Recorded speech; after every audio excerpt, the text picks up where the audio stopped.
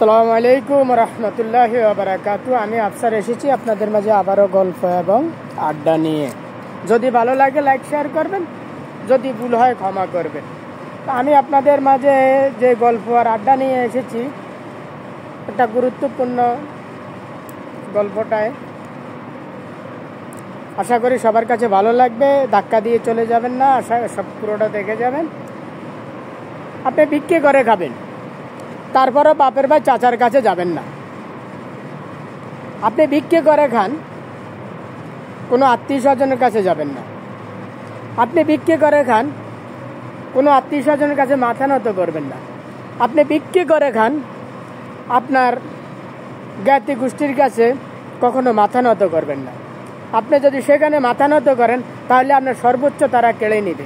আপনার মান সম্মান ইজ্জত সব কিছু তারা লুটে নেবে। তারা আপনাকে পায়ের নিচে রাখতে চেষ্টা করবে, আপনাকে তারা পায়ের নিচে রাখবে। তার জন্য আমি সকল ভাই বন্ধু এবং মা বোন সকলকে জানাই, আপনি ভিক্ষে করে খান, তাহলে তারপরেও বাপের ভাই চাচার কাছে যাবেন না।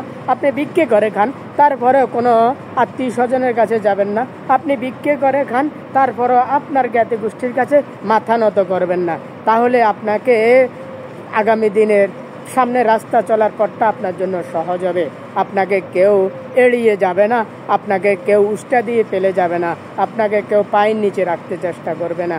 কারণ সে বুঝবে, আমি যতটুকু সেও অতটুকুই। কারণ আমার হাতে আমি 3.5 হাত, তার হাতেও সে 3.5 হাত। আশা করি গল্পটা ভালো লেগেছে।